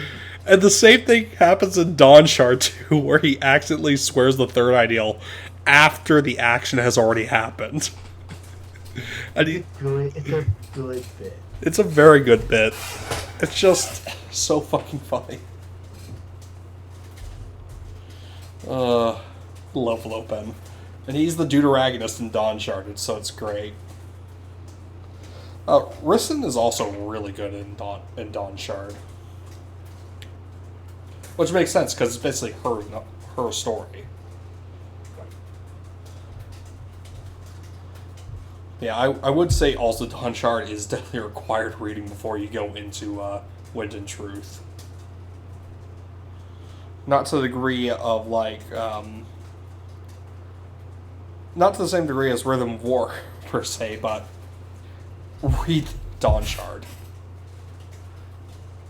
It's a very interesting look at one of the more obscure parts of Sanderson's setting. Of Roshar, rather. Because, like, Alucard and Carbranth and the Shattered Plains, for example, all get really fleshed out as locations. Whereas, like, most of the western half of Roshar doesn't really get much exploration before this point. But this is a very good exploration of the like westernmost region of Roshar, beyond even Shinovar, and a very cool look at what the Amiens are like and what their culture and ecology is. There's a lot of fucking lore in this book, in this novella, rather.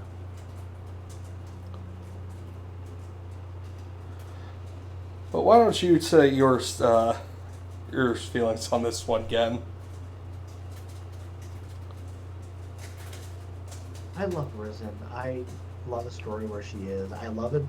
I'm also a sucker for a naval follower, for a naval story. Like, how do I describe it? I love a Navy story. I love a show. Like, there's a reason why I really, really loved. God, what story was it? The Imperial Rats trilogy by Anne Leckie.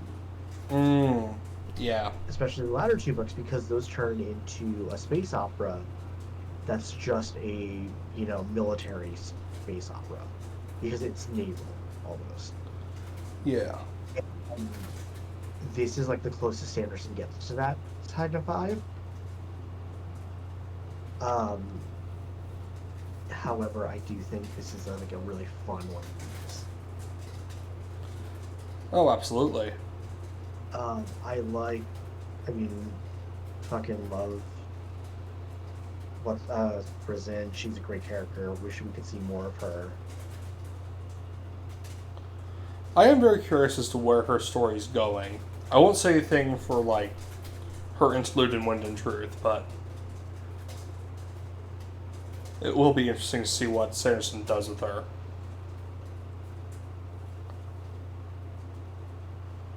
But yeah, Dawn Shard is very... I think it's a lot stronger as a novella than Edge Dancer. Yes.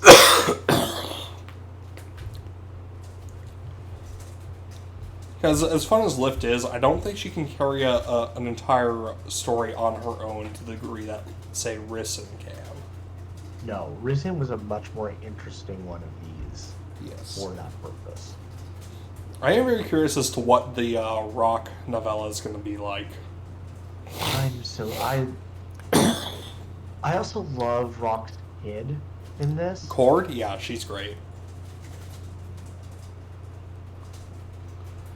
Cord is really fun. Her dynamics with everyone else is really great. But And of course, I do love the Is it her ship cheese with Hunio? Junio, I believe, yes. Yeah, the Windrunner antics in the book are fun, especially Junio and Lopin's back and forth. Hunio really rose in my estimation from this because like He was mostly just a background joke before this point. right.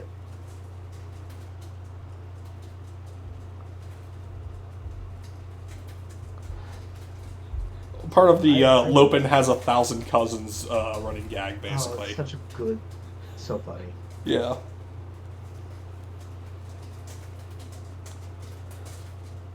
Yeah, but Lopin's character development in this book is also really fun.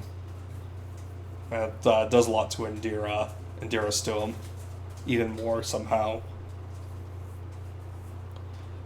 But where do you want to toss it? A tier? A tier. I think this was a really good story. Also, the literal reveal of the Dawn shards and like that whole magic. Yeah, no, that was some crazy, crazy shit. And like the reveal of like why Hoyd is the way he is. Mm-hmm. Oh yeah. Well, we'll talk a little bit more about that when we talk about Secret Project 4.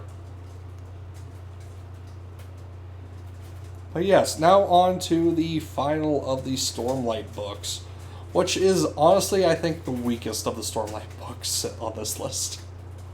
Yeah, I liked Fantasy Die Hard, but Fantasy Die Hard was fucking great. Like the Navani Raboniel storyline was pretty good. Most of the rest was pretty fucking mixed. Yes, and I think this is where I'm gonna be holding an unpopular opinion. I want to put this in D. Ooh, that is harsh. I wanted more from them. There should have been more from Venli, if I'm being honest. This was supposed to be her book. This was supposed to be her book. We barely got her. We barely got anything about the Little Shapers. This ended up being the Navani book, and I like Navani a lot, but in a story where your primary voices are going to be your, like, okay, I know they're not white. They are not meant to be white. This is not what this is. However, the humans of Roshar are essentially a conquering, colonizing force. And enslaved a people. And this was the book where we were supposed to get the voice of those people. A character who is a part of that group, who speaks to that group's needs, who is part of their story in a real and intimate way. She is the reason why this whole conflict started on their side. And for that to have been, that is a very bold move on Sanderson's part to do. He kind of fumbled the ball on that. He dropped the ball and then instead made Navani, again, who I really like, he made her story the most important one of it all. And that, especially in the context of you have the colonizer versus the colonized voice, you're amplifying the colonizer's voice over a colonized. And that I don't think it was intentional. I think it just happened. Yeah. But what I will say is that what we do get from Venli is good. I just wish there was more of it. And there almost needed to have been I know Relaine being a truth watcher fits okay. I do think he should have been the siblings. I mean, it's stated in the text that he was what the sibling wanted for a Radiant. But yeah. I think that twist didn't do the story justice. It didn't do the singers justice. And like that makes the whole book more sour of a story. Yes. Right? Like I really like the Ashar storyline. That one Like was interesting, that yes. it was interesting. Like the revelation that Ishar is fucked up nuts. The kind of trial of Shalon, I essentially by Kalak. Cool, love it, excellent. It is a shame that most of the Shadespire storyline in Rhythm of War is a lot. It's just very dragged out. It is. It's. I like a good legal procedural. I love the bit in Steven Universe where Steven's on trial for killing Pink Diamond. That's a good bit. I liked it here too. I just wish it Yeah. was tighter written. Like it's I mean, the this is climax of the what trial storyline is really good. What with Maya actually fucking speaking. right. It's a good like the things have changed, but it also fall like it isn't the book trying to do too much, I would, and I think it yeah, like I feel like this is probably the most heavily flawed of the main sequence of Stormlight books. Like yeah, there and I is just some really good stuff in here. Kaladin's storyline is fucking excellent in this book. I'm pretty sure I think Kaladin is, him becoming the first therapist on Roshar yeah, is great. I like that a lot. him finally being able to overcome with Dalinar's help. Actually, his demons to swear the fourth ideal was really fucking good. Uh, Also, more fuck Moash slash Vire. Yep. That fucking asshole. And this book is the point at which he basically abandons all sympathetic motivation. Yes. No, he's gone. Like it's gone. Yeah. Like, even early on in this book, you can make the case that he is still out for vengeance against those who wronged him. After he kills Roshone, and then he just keeps going, though, there is no more justification to his actions. Right. And like there's something to be said about that. Like that is a thing, right? However, I don't think I think the point of it is supposed to be like you are going like there's no stopping. Once you start, there's no end to it. Where's the end? I And like mean, that's a trap that most authors kind of lean into because it's a good arc, but it doesn't. It's the Joker problem, right? there is one particular revenge storyline that I do like, and it's like a character gets their revenge and then is suddenly bereft of purpose because they have accomplished their purpose and they have no idea what to live for anymore. Right. You know, the whole thing with Inigo Montoya being like, well, I got my revenge. I have no idea what to do now. But, like, yeah, no, like, it's interesting the direction Sanderson takes it, but I do feel like it. I do think that Moash slash Vire becomes a lot less compelling after. Well, you could say he is still compelling into the end of this book, but like, I also think it would have been better if he died after the climax.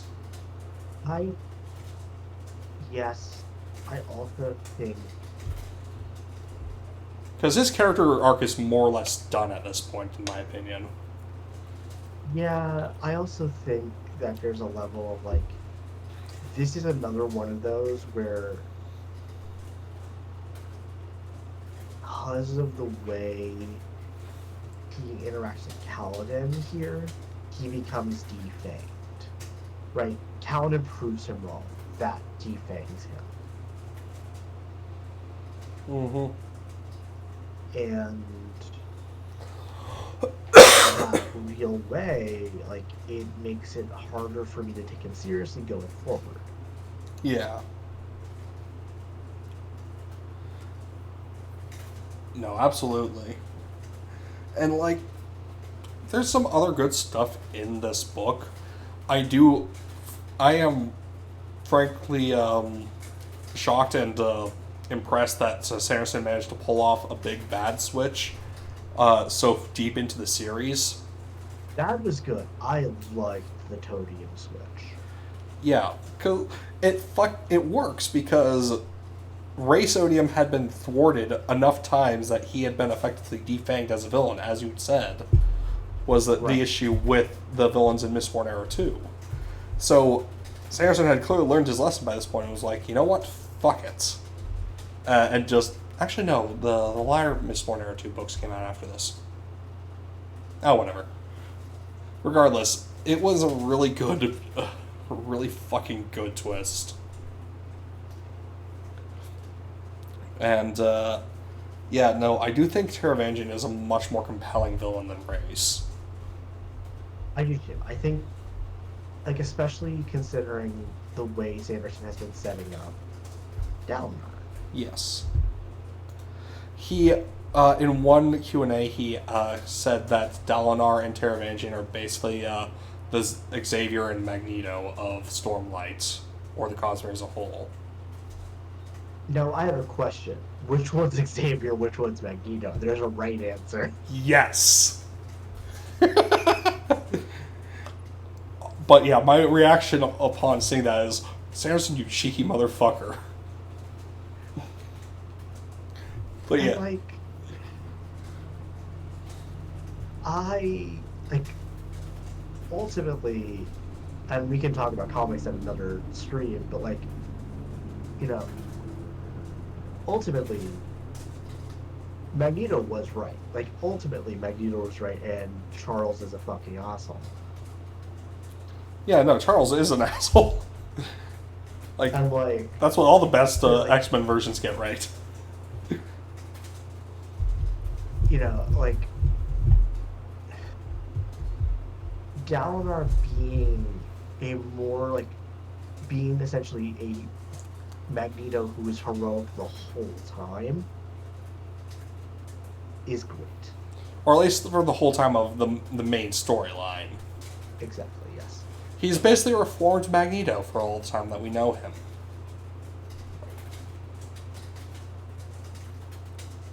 But yes, yeah, due to the overall deficits in this one, I can't really place it higher than B tier. But given that you're insistent on D tier, want to settle out as C? Yeah, let's do that. That's fine. Yeah. Alright, now into the secret projects. These are fun. I fucking love these books. I mean, aside from very specifically one.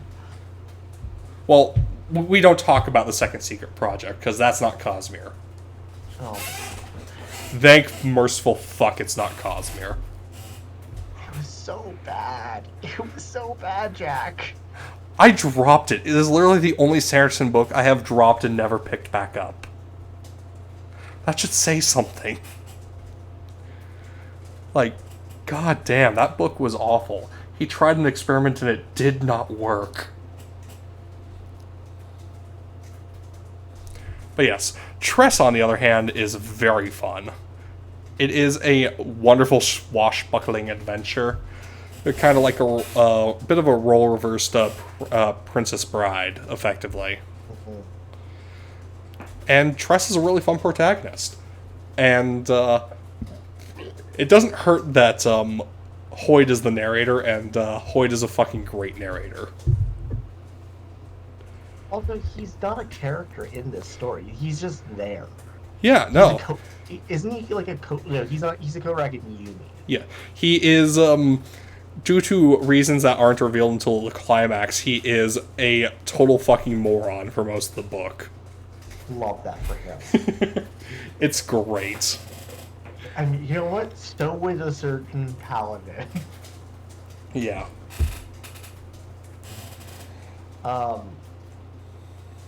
No, but like, I really liked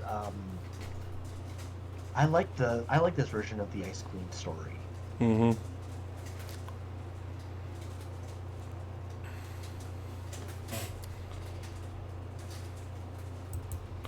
Yeah. Yeah, no, it's a very interesting story. And it's a nice twist on it. The world building in this one is also really fun. Like, the fucking Aethers are a wild thing. It's a good one. Yeah.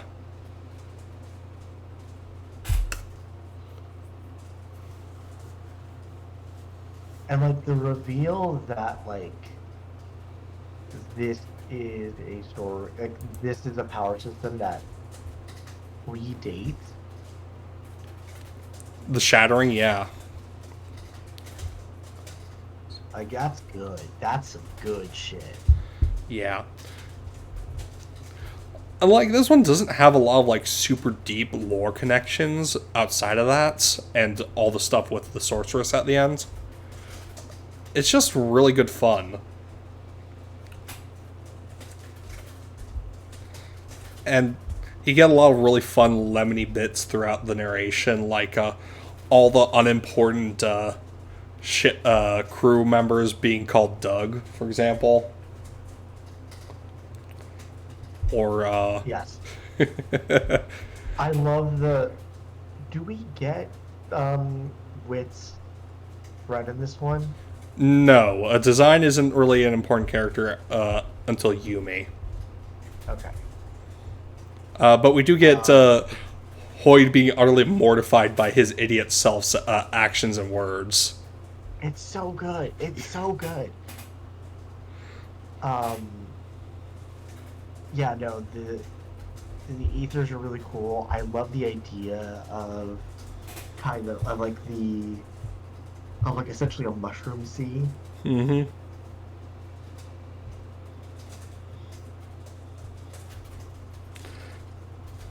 Um,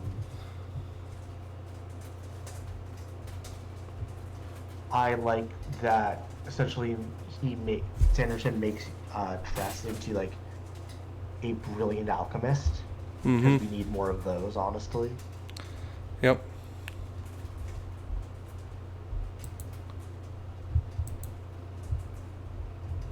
I'm being serious. We need more of those. We need more one-offs, yeah. No, Sanderson does really great with the one-off, has improved immensely with the one-offs. Like, I would honestly say all three of the secret projects are pretty strong A tier, if not S tier contenders. I would argue Yumi is the one I would put in A. No, actually, the Stunlet Man is actually the one I would put in A.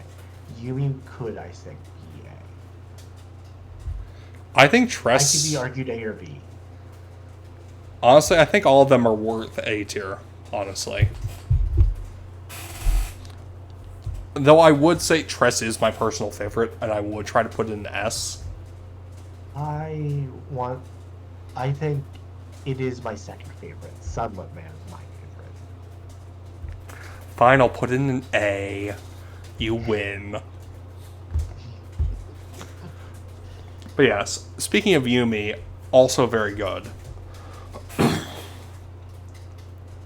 Like, it has a much more unique setting compared to the rest of the Cosmere. Being I based, would agree with that. yeah, being an interesting combination of basically like medieval Korea and modern day Tokyo, effectively. Which, you know, pretty cool combination of settings for one book. I do like the play on Your Name as well.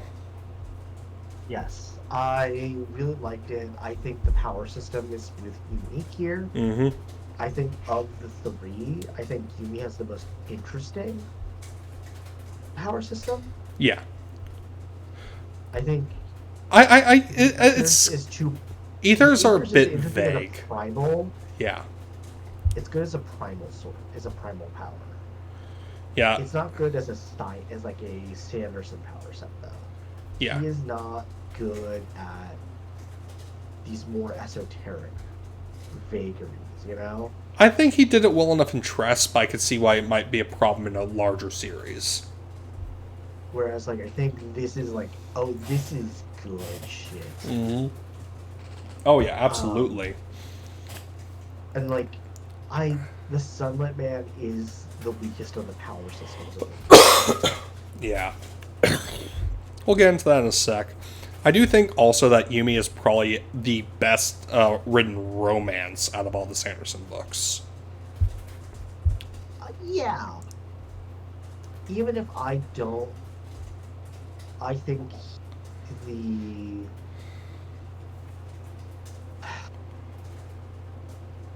I didn't quite like how he took the main male character story. I liked Painter's story well enough. I like Painter's story well enough. I just think there was this dig when I thought there was going to be a Zag. Ah. And that threw me really hard. So.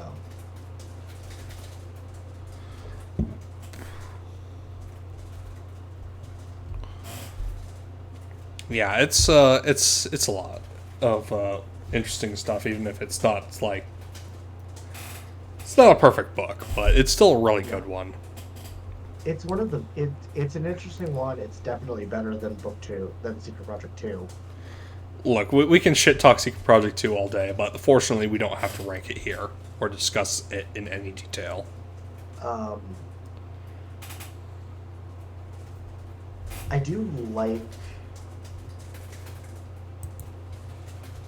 the idea that the storyline that it's rather the reveal that it's the girl's story that is already gone. Yeah. And not the guy's is very fun. Yeah. And it's very interesting seeing them puzzle out the mystery of why exactly they're being swapped and what the hell is going on with their apparently wildly different settings. And, like, you can kind of tell that their power systems are related. Yes. Even if they don't scheme it at first. I also like it when Sanderson pulls color. Mm-hmm. I think that is something that really made Warbringer really sing. Warbreaker, yes. Like, was the color palette. And, like, the use of color. Yes. And I think Yumi is basically, like, the culmination of that particular aspect of his writing. But yeah, I feel comfortable putting Yumi in A as well. Okay, I can live with that. And of course, your favorite, your baby boy, Sunlit Man. There's a reason he's my baby. It's my baby boy, and his name is Nomad. You can call him by any of his names. Sigzel, my baby boy. Yes. No, it's a really good story. Out of all the Cosmere secret projects have good protagonists, but I think this has the strongest writing for a protagonist out of the three of them by quite a bit.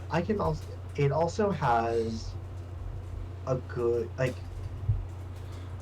this is a Star Wars did it with the Mandalorian. I love me the Wandering Ronin. Oh yes. And that is what Sig is here. He is the Wandering Ronin. That he is. And he does he is just a very compelling character in this. He goes through a lot of growth, has some very interesting conflicts, and we get a lot of lore about him. And around him. Yes.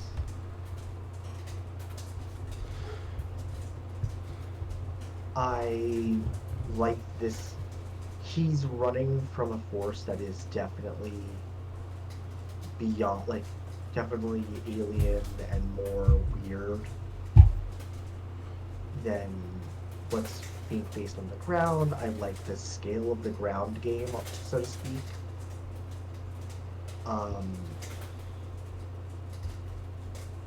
I like the the reveal of the outpost, of the Scatrian outpost. That's a fun little world building bit. Mm-hmm. The auxiliary is a great spread, who I can't wait to meet. Yep. And like Stig is so good because like I mean honestly though, pick a character from the Windrunners or from anyone from Stormlight. If you had to like, if you made me go, okay, which of these characters is going to be the Wandering Ronin? Gun to my head, never would have picked Sig. Mm-hmm. And like Sig pulls it off. Like he does feel like Mad Max if Mad Max had been a professor. It's not inaccurate. And I'm here for it, you know? I like the villain, like the villain's like a goofy, like petty tyrant a la Buggy the Clown. Mm-hmm. Like I got strong Buggy and Alvida vibes. I don't know if that's true for you. Yeah, no, I can definitely see that. Like, I don't think that's what Sanderson was going for, but at the same time, it's very funny that that was what ended up. I don't think Sanderson has any familiarity with One Piece outside of the live action. Not shocking. It's kind of funny though, considering that his works and One Piece are two of my hyperfixations. Right. But yeah, Sunlit Man also just has a really tight plot. Like, it's a very simple plot, but it works really well. It really does. I'm here for it. Like, it... And, like, we can get into this in a different way eventually, but my problem with the later Mandalorian stuff is that like they get too much into it becomes too big for itself. Yep. It becomes too big and it becomes too hard to kind of follow, like not follow, but like it becomes too unwieldy for the story it's trying to be telling.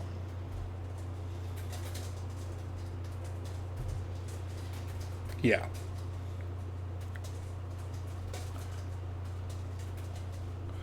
Yeah, no, it's compact enough that doesn't outlast its welcome at all, but still detailed enough that serves both the story and the characters quite well. Right.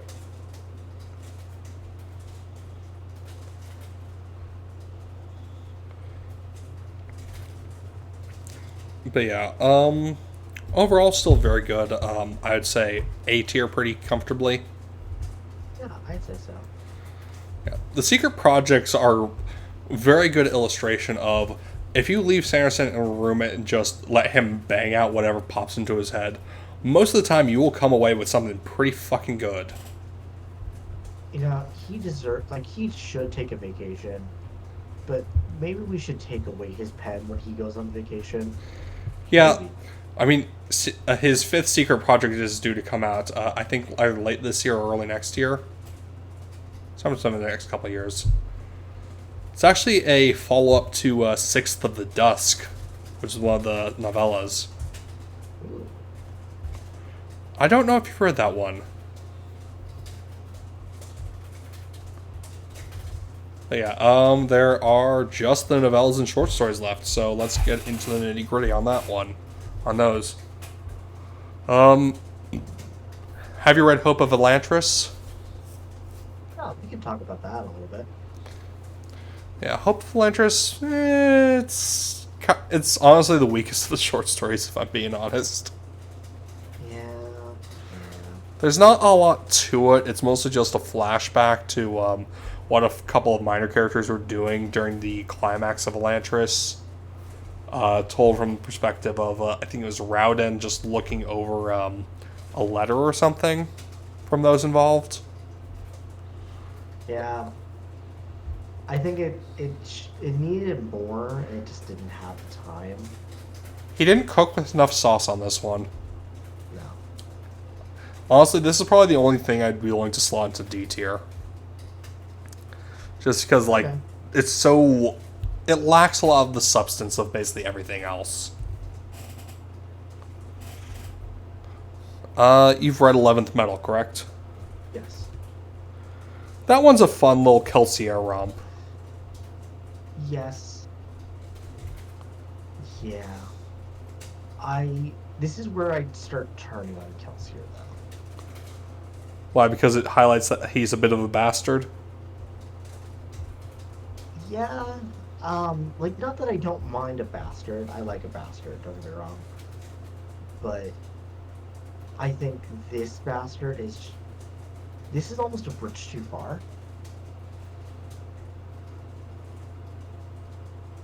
Like, it doesn't feel like Kelsier that we got to know in the first set of books.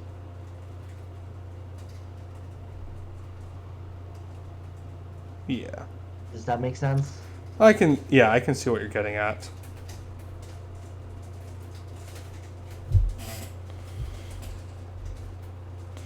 Yeah, no, it does make Kelsier out to be a lot more of a dick than he is in the first Mistborn book.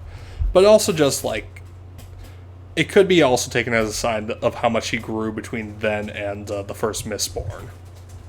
Yeah. Because he is substantially less of a douchebag in Final Empire than he is in the 11th Metal. Right. Yeah, still pretty fun, but not super deep. You want to say, like, C or B tier? Yeah. I think I C. did like... Was this where Hoy beat the shit out of him? No, that's a Secret History. We'll get to that. Okay. That's the last one. But now the Emperor's Soul.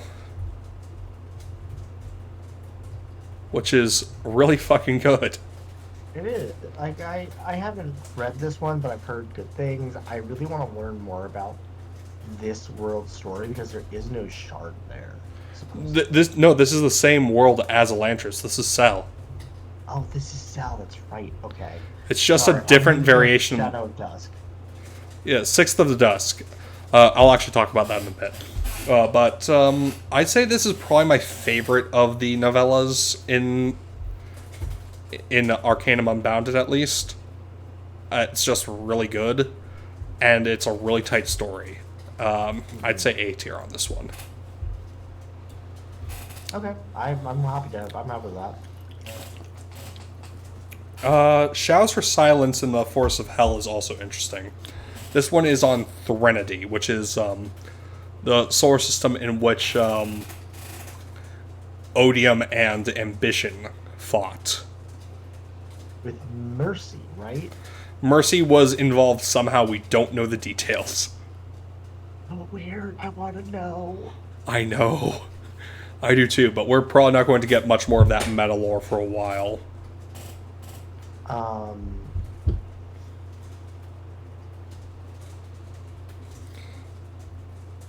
I will, but yeah, no. This one's interesting. This is actually the closest to the whatchamacallit, to the Western style that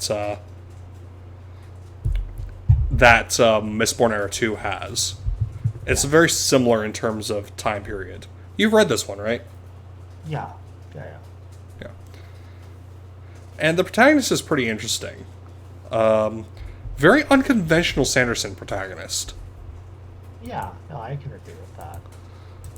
But she's real cool. And while I am a bit sad that the ending isn't particularly upbeat, it is fitting for a setting as dark as this one. Yeah, no, I can understand that. But yeah, where do you think this one should go? I kind of want to say B tier because it's... I think B is fair. Yeah. Sixth of the Dusk is an interesting one. So... Like, whenever we get characters from this world... It's very interesting to see how it connects. This is one of Ambition's shard worlds. Not Ambition, Autonomy. Yes. In fact, her vessel on this world is an island. Which is wild. But yeah, I like this one. This one's really interesting. It does have an interesting perspective on the whole native colonizer, or rather, quote-unquote, explorer dynamic from, the native's perspective rather than the colonizer's perspective, which helps it a lot. But, yeah. It's very interesting examination of that narrative from that point of view. Again? Yeah, no, I agree with this. I agree with that. Yeah, apparently Isles of the Emberdark, which is the next Sanderson book that we're going to be getting, it either follows up on this or it's basically like the complete book version of this short story, of this novella. I don't remember which. I just know that it is set in the same world and will have the characters come back, I think. Okay. I'll have to look up the details on that, but yes. It'll be very interesting to see more of this. This also, I believe, is one of the later ones in the timeline. That makes sense to me. Similar place in the timeline to the Sierra projects. But yeah, I'd say B tier on this one as well. Elements are Jack and the Pits of Eltania. I like a pulpy short story. It's very fun and pulpy, yeah. Is it perfect? No. No. No, it's not. It's also But meant is to... it pulpy? It's meant to emulate the pulpiness, I feel. I think it gets the vibe down nicely. I have you ever read a pulp story? Like, have you read the pulp stories? God, it's been so long since I've read any of those. I don't even remember the last time. Like, it hits it a good way, and I think that's worth, like, I have my, like, this genre as a whole is not the strongest. Oh no, pulp in general has a lot of trash. But it's a good, I put it as a, Sanderson is trying a genre, not a, like, I'm not judging this based on the genre, I'm judging it as Sanderson's attempt at the genre. Mm-hmm. And I think that's more worthwhile here. Yes. Like, whether it goes in C or B tier, I think depends on how well you think Sanderson plays with the genre itself. Yes, I agree with that. I think it's a really good take on it, personally. And I feel like it plays with the tropes pretty well in, like, fun and interesting way. Without being, like, leaning too much into the offensive shit that's so often occupies that. Yes. So I think it's worth B tier, honestly. But Up to you.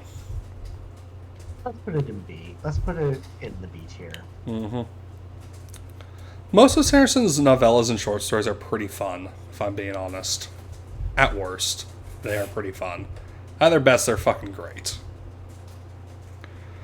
And at last, we come to Mistborn's Secret History. I love it, if only because we get to see Hoyt beat the shit out of someone. Yes. It's funny because, like, Hoyd's like, oh, I can't normally beat the shit out of people, but now I can. With these circumstances? But yeah, it's good. It's really interesting. Really fucking interesting from a lore perspective. And Right? it fills in so many missing pieces, while also leaving a shit ton of questions.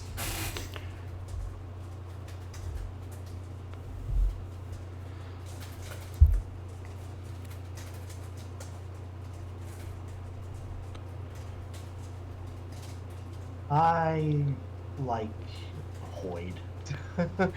Yeah, no, Hoyd's good. It is interesting to see OG preservation also, like, even if it's only a part of him interacting. Like Laros, yeah. Yeah, Larossi is interesting.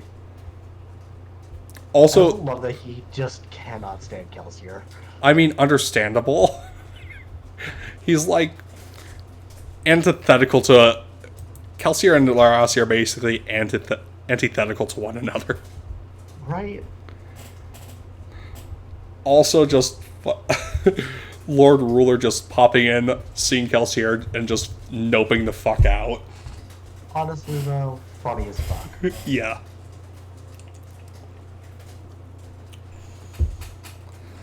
But yeah, no, it's really good. Fills in a lot of the gaps in Mistborn's story. And yeah, no, it's a good one. I'd say either A or B tier. Let's go with B. We've put a lot of things in A. Yeah. I mean, nothing that didn't deserve it. No, but I think this... Yeah, no, I think this is a fine one to be in B. Yeah. Well, it is good that we graded on a curve because there would be a lot more in S if we didn't. Yeah. But yeah, alright, that does it for tonight. We have been going for what? Oh wow, almost 2 hours and 20 minutes. Well, I think it's time to wrap it up. Thank you everyone for watching. Tune into the Storytime Network if you want to get more from us and enjoy our various streams. In terms of future stuff, we have streams on Saturdays, Sundays, Tuesdays, and Thursdays, and hopefully we will be returning to D&D this coming Sunday. But for all the I missed D&D. yeah, no, I hope to get back to it soon. As for YouTube, like and subscribe, leave a comment down below, and please press that bell icon to get notifications. With all that, have a good night. Stay safe. Later.